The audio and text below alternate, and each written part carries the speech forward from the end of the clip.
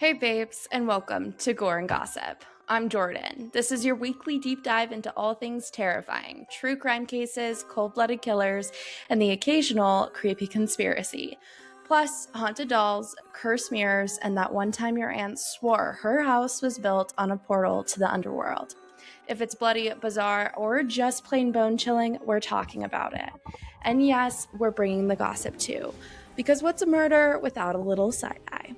So lock the doors, light a candle, and let's get into it. Hey guys, it's just me today because Nicole is on a family vacation and she's enjoying family time. And so we decided that I would just record this week's podcast. I'm also jetting off to go and enjoy Pride weekend back in New York.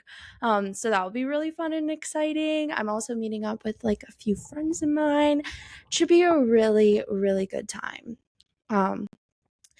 And so it's going to be a busy weekend and a busy week for both of us, and I'm pretty excited. This one is going to be a little bit shorter today than usual, but let's just get right back into it. Imagine waking up on a cold February morning in Victorian England. The year is 1855. The countryside of Devon lies silent beneath a blanket of fresh snow. The previous night had been brutally cold. Frost clung to the windows, and chimneys smoked lazily into the pale dawn sky.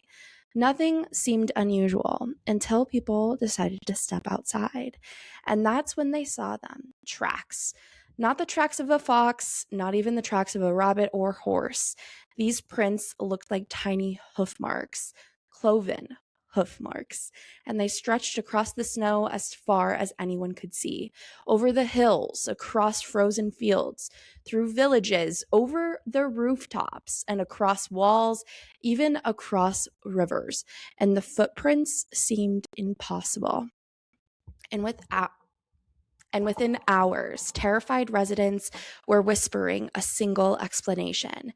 The devil himself had walked through Devon. So today we're diving into one of England's strangest unsolved mysteries, a case that has baffled historians, scientists, folklorists, and paranormal investigators for more than 170 years. This is the story of the devil's footprints. To understand the panic of these footprints caused, we need to understand the world where they appeared. Victorian England was a very different place. Electricity was not common, telephones didn't exist, and most rural communities relied heavily on religious beliefs. People lived closer to nature, closer to the darkness, and closer to superstition. The county of Devon sits in southwest England. It's a place of rugged coastlines, rolling farmland, and dense forests and isolated villages. Even today, parts of Devon feel untouched by time. In 1855, many communities were separated by miles of countryside, and news traveled slowly. Rumors traveled quickly, and stories about witches, spirits, and the devil remained deeply embedded in local folklore. And when something strange happened, people didn't automatically look for scientific explanations. Sometimes they looked for supernatural ones first, and that matters. Because on the night of February 8th, 1855, something happened that would leave thousands of people questioning reality itself. And the mystery begins with weather. On February 8th, a powerful storm moved across southern England. Snow fell heavily throughout Devon. Strong winds howled through the countryside, and by nightfall, roads were nearly impassable. The storm finally began to ease overnight, and residents settled into bed expecting to wake up to a beautiful winter landscape. Instead, they awoke to a nightmare. First reports came from villages near Exmouth and Topsham. Farmers heading outside noticed unusual marks in the snow. At first, they thought little of it, but they looked closer, and each print appeared remarkably similar. A small hoof shape, split down the center, exactly like a cloven hoof on a goat. The sort traditionally associated with depictions of Satan as well. The marks measured roughly 4 inches long. Each print was spaced about 8 to 16 inches apart. And what immediately caught people's attention wasn't the shape, it was the pattern. The tracks appeared in a single file line, one print after another, as though a creature with only 2 feet had walked perfectly across the countryside. That alone was strange, but things were about to get much stranger. As villagers began following the tracks, they realized they weren't local. The footprints didn't stop at property lines, and they didn't end in fields. They continued and continued and continued. Witnesses reported seeing the tracks pass directly over obstacles that should have stopped any ordinary animal. Walls, haystacks, garden fences, locked gates. Some reports claimed the tracks crossed rooftops. Others said they appeared on both sides of tall walls with no evidence of climbing. In one account, footprints allegedly approached a house, stopped at a wall, and appeared on the other side, then continued uninterrupted. Another report described tracks leading directly to a river. Instead of stopping, they allegedly continued on the far bank, and no disturbance in between. No indication of how the creature crossed. Residents became increasingly disturbed. The footprints didn't seem to wander randomly. They moved with purpose, and they were straight, determined, and almost intelligent. As more villages reported sightings, the scale became staggering. Some estimates suggested this track stretched for more than 40 miles. 40 miles.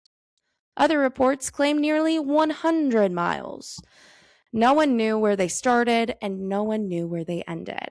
And Victorian newspapers quickly seized upon the story. One of the most famous accounts appeared in the Exeter and Plymouth Gazette. The article described widespread concern among local residents. People reportedly became frightened to leave their homes, and clergy were asked for explanations. Farmers armed themselves, and children were warned not to wander outside alone. Remember, this wasn't modern society. There was no internet and no immediate fact-checking, and each village only knew what it had personally witnessed.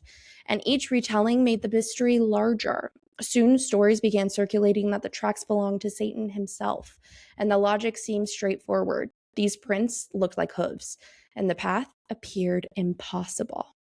The event happened overnight, and nobody could identify the source. For deeply religious communities, the conclusion felt obvious. The devil had visited Devon. Some residents reportedly refused to leave their homes after dark, and others gathered in churches to pray. The fear became so intense that local newspapers compared the reaction to a form of mass panic. Yet, despite the fear, many people were determined to solve the mystery, and so the hunt began. Groups of men followed the tracks, and they expected to eventually discover an animal, perhaps an escaped livestock animal, maybe a deer, possibly some unusual bird who has hooves.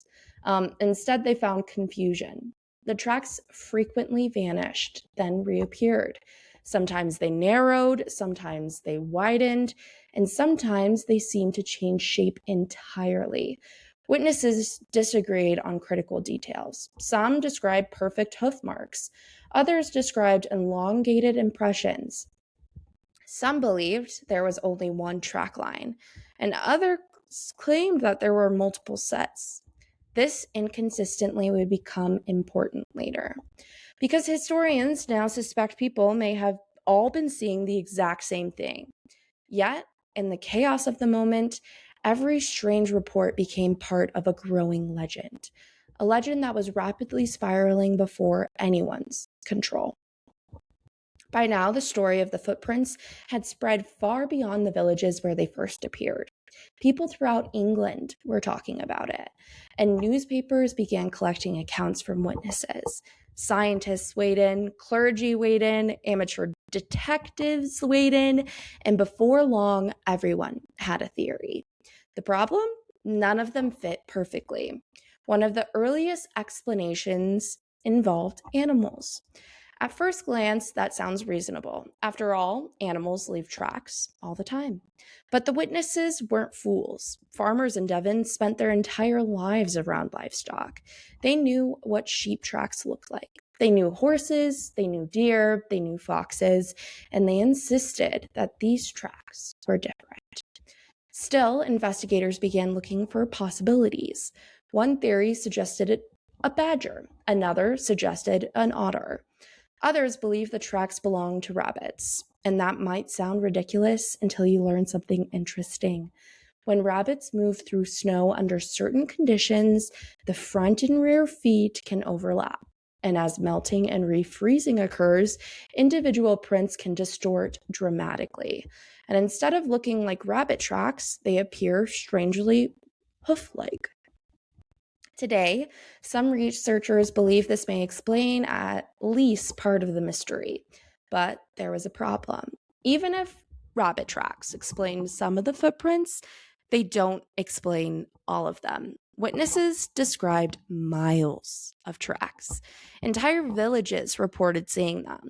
Could rabbit tracks really create a panic across an entire country or county? Many remained unconvinced. Then came perhaps the strangest theory of all, a kangaroo. Yes, a kangaroo. According to reports from the Times, someone claimed a private menagerie in the area had lost a kangaroo. If you don't know what that is, it's basically like a zoo, but for exotic animals that you would keep outside to show off to your friends. It's very, very taboo now to have them, but most rich people would have them, especially royals. And apparently, the kangaroo escaped and wandered through the countryside. At first glance, this sounds absurd, but Victorian England was filled with exotic animal collections. Wealthy landowners frequently kept unusual creatures, and kangaroos move by hopping. Could their tracks create strange patterns in the snow? Possibly. But investigators could never verify the story. No escaped kangaroo was ever conclusively identified, and the theory faded as quickly as it appeared. Still, one of the reasons this mystery remains so fascinating is that every explanation sounds strange, because the event itself was quite strange.